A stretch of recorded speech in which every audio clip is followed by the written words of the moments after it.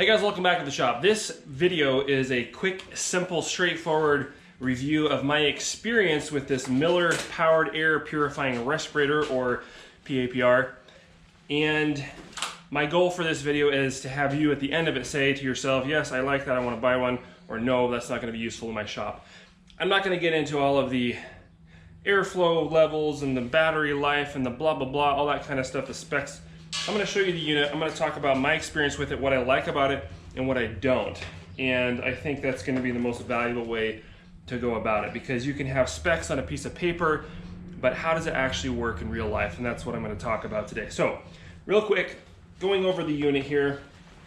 It's got a hood, it's got a tube, it's got a power pack that goes around your belt that you wear with some suspender thingies, harness to carry it. The hood here has an impact rated face shield, which is super nice. And there's ports inside this hood that put the air out from the tube that comes from the belt pack. There's a shroud or sort of gusset that goes around your throat and cinches up to provide not a complete seal, but enough of a seal that the positive air pressure coming from this powered unit blowing the air into here keeps all kinds of all particulates and fumes, etc., out of this hood, and you're just breathing the purified air because of the positive pressure. So that's how that works. It's got a head harness inside there, or whatever you call it, just like your welding hoods or whatever you have it.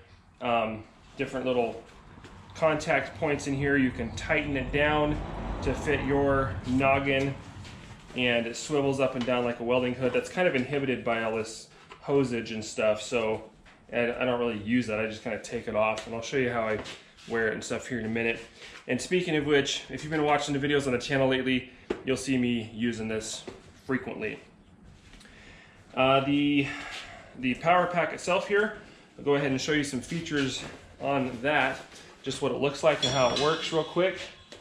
So it's got a battery right here, just detaches easily. You can take it on and off without taking this entire unit off. That's nice. One thing I do like about the battery is that the battery charger, which comes with it, plugs right into the battery, so you don't have to like put this in a cradle or anything like that. You just plug it in. It comes with two batteries. The battery life is good. I don't know what it's rated for, but I've experienced it. My experience has been great. It lasts a long time. And on that note, it has different settings on here, so you can run it at 3 different levels. And if you run it at the lower level, lower airflow, which I find adequate most of the time, the battery lasts longer. So pretty simple and straightforward. The unit here has a shroud that comes off with a little push button there. And inside this shroud, it has a pre-filter, which is kind of like a really coarse felt mesh type deal. Can't think of a good equivalent example, but it's very porous, but pulls out a lot of the filters out a lot of the coarse particles, particulates. And then it has a spark arrestor, which is a little metal mesh or screen on the other side of this, and that's the first thing that your filtered air is going to contact, which is actually kind of more coarse than this this furnace filter they've got stuck in here. So those are the two pre-filter components or features of this unit.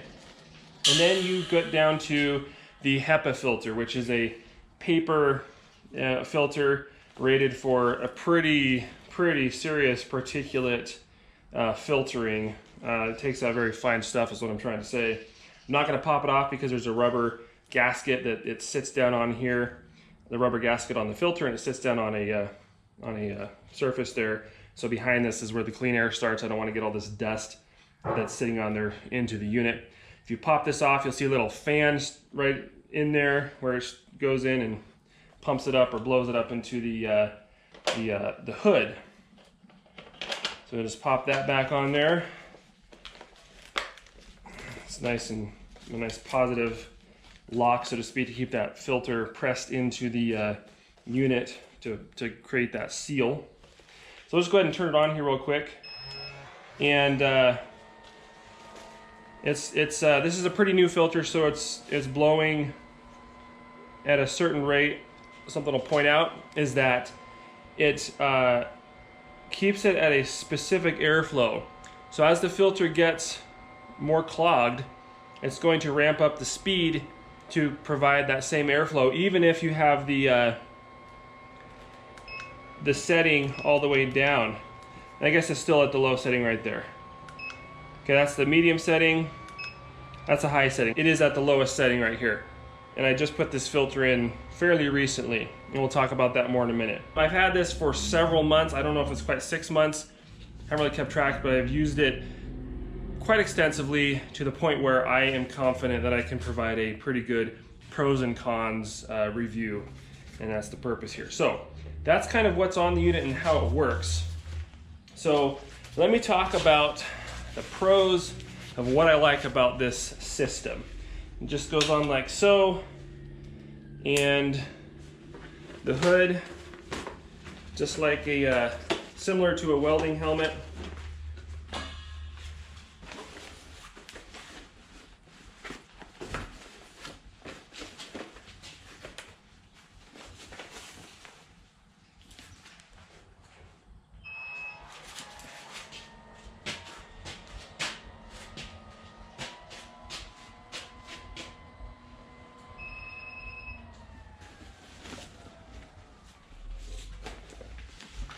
Okay, so let's talk about what I like about it first. First of all, I like the fact that it filters the air that you breathe. I mean, that's obviously what it's for, but here's the deal. I've got glasses, I've got a beard. Both of those things are kind of problematic when it comes to respirators and breathing clean air in dusty and dirty environments, which is what I work around frequently.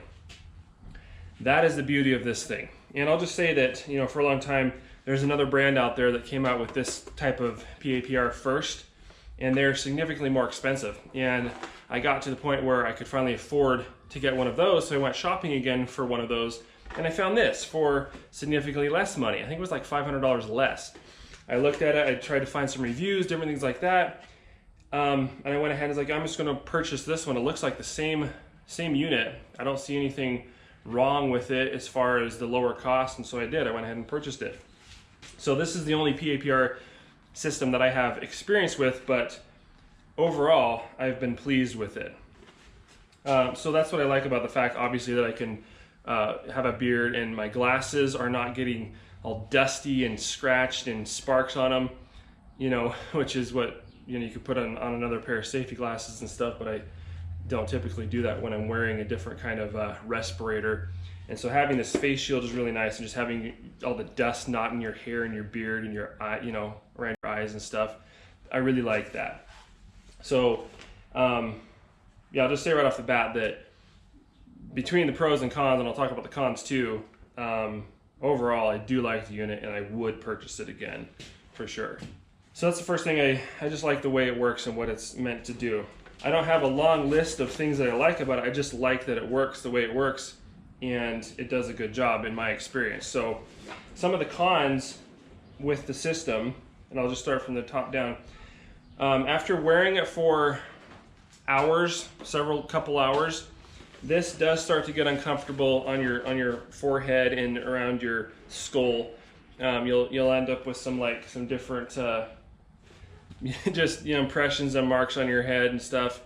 And honestly, I can't get too, you know, wound up about that, because, you know, what kind of system, what kind of helmet or, you know, hood isn't going to do that? Like, you got stuff strapped to your head, that's going to happen. You're going to have some discomfort at some point because of this sitting on your skull. So, you know, could it be more comfortable? I don't know. I suppose they could have designed it a little differently with a little more contact, but, you know, I'm not really expecting that. That's not really, I don't think that's really a realistic expectation.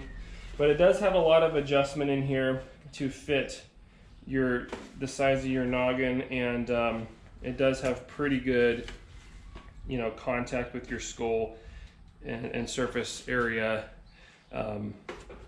placement or whatever, so you don't just have one band around your forehead or something like that. So you can see that in there, pretty decent. I would give that a 3.5 out of 5 stars is what I would say for long-term comfort use of the hood. Okay. Another little issue, so I wouldn't really call it a con per se, but just personally what I've noticed that with my beard, it can kind of get in the way of these ports in here. The placement of these ports in the hood is not maybe particularly ideal, just because of my personal, facial accoutrement.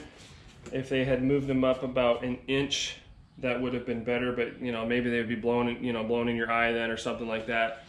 I don't know. But on a cold morning, cold day or something like that, I deal with a little bit of fogging up inside here because the cold air blowing in, and until things kind of warm up, I can be breathing on this shield on the inside and get some fogging because there's not as much direct airflow just because of my beard. So that is one little consideration. Kind of have to adjust that. And it still works fine. Like I'm not, it's really, they could have put the ports in a little bit different spot perhaps, or additional ports from the top, coming down like somewhere in here. That might be helpful. This is the second face shield that I've put on there. It's like a polycarbonate, whatever it is, and it does scratch. It does get the spark pitting and stuff from heavy sparks and stuff coming at you. That is what it is, but it's performed well for me in that regard. The hose here, that can be a little cumbersome, and the biggest problem with it is that you can get it twisted up and stuff. Not a huge issue. You just have to make sure that it's free and not twisted up. The harness itself works fine. I actually had to do a little repair on this one. The stitching actually came out on one side here, so I just hopped on the stitching machine and fixed it, but honestly that shouldn't have happened. It didn't come out on this side. That's kind of a 2.5 out of 5 stars in my book, because I haven't used it that much. Like, it should have stayed together, so I'm not sure if it was just a fluke there or something like that, but that's what happened. So down to the unit, the power unit here, I don't have any complaints about the battery life. That seems to be really good. You use it for hours. Like I said, it seems like a real reasonable battery life for this unit. No complaints there. Again, I don't have the exact time, and again, depending on how much your airflow is, it's going to vary. So all I'm saying is that I'd give that a 5 out of 5. All right, so let's talk about the filter itself. Like I said, it's really good at filtering out particulates. The issue that I have come in contact with personally, and again, a lot of these things are going to be in my personal situation, but I have been using this in my little plastic sheeting grinding booth. So it's like a 6x6 or 6x8, I think, actually, little booth by about 7 feet tall. And again, if you've watched the videos lately, you'll see me in there grinding. And the reason I built that in my tiny little shop here is to keep the dust contained to that spot instead of just all over the rest of the tools and stuff like that. In the future, having a dedicated grinding room or something like that is definitely ideal. But I built that. The issue that I've run in against is that when I'm doing some heavy sanding or grinding, keeping all of that crud, those particulates, into a little tiny space like that, I really think this thing gets overworked. And I don't mean like it's overheating or can't handle the job. What I mean is that the filter just fills up, I feel, too quickly. And that is probably my biggest complaint about this unit. But the problem is it's not really the unit's fault. What I need to do on my little grinding room or whatever is like install a blower and some kind of filtration, furnace filter, whatever, on the other side, and keep that in atmosphere in there, less laden with particulates during use. But it just fills up the filter and clogs it up. And so once that starts happening, it will ramp up, like I mentioned, the speed of the fan to continue the original selected airflow. And it gets to a point where it can't pull enough air in, and it starts buzzing at you and setting alarms off, and that you need to either check the hose or change the filter, so there's air restriction, right? So what I've been doing at that point is I'll take the shroud off like I showed you, and this is pretty simple. Obviously you would blow out, take out the pre-filter, blow that all out with the air. Whoops, now this whole thing came off. All right, so I guess we're doing this. There's the filter, inside of the filter there. As you can see, it's clean and white. There's no issue. There's the little fan thing, and you see what I mean? I don't want to get the dust inside this part of it. But I take this shroud off, blow off the pre-filters and everything, and I've also started, for the last several filters that I've installed here, blowing out the filter itself and then putting it back in. And I feel comfortable doing this because, like I said, it's such a fine filter. It's really getting all those tiny particulates out that when I blow it off with the air compressor, it's not going to get it completely clean, but it does extend the life significantly. And so I'll do that 2 or 3 times. The reason is because these filters are like 40 bucks a piece. So that brings me to my next con, and don't quote me on that, but they're not cheap. And so if you're changing filters frequently, this unit becomes fairly expensive to maintain. And again, my situation is not ideal. That's really the biggest con of this deal, and it's not even the unit's fault. I'm still happy with the way it works. And the fact of the matter is, that's what I have for an environment, and I'd rather it be filtered out of here than in my lungs. So, all that to say, overall, I give this unit a 4.5 out of 5. And the only reason I'm giving it a 4.5, I guess, is because eventually you are going to have to change the filter, and they are expensive. They are quite expensive. So even if you're not changing it super frequently, you're going to have to change it. And when you do, you're going to feel it a little bit. And I need to purchase several at a time, or half a dozen at a time, so that I make sure I have them to work, and that kind of puts a ding on the old pocketbook. So even without a super dusty, filthy atmosphere like my grinding room booth is, that's still a little bit of a con on this unit. All said and done, yes, I would buy again. All said and done, I don't have any complaints about this as a unit. I think the refill on the filter, I hope they can get that price down a little bit, but we'll see how that happens. Hopefully this was helpful for you guys, and I appreciate you guys watching. We'll see you on the next video.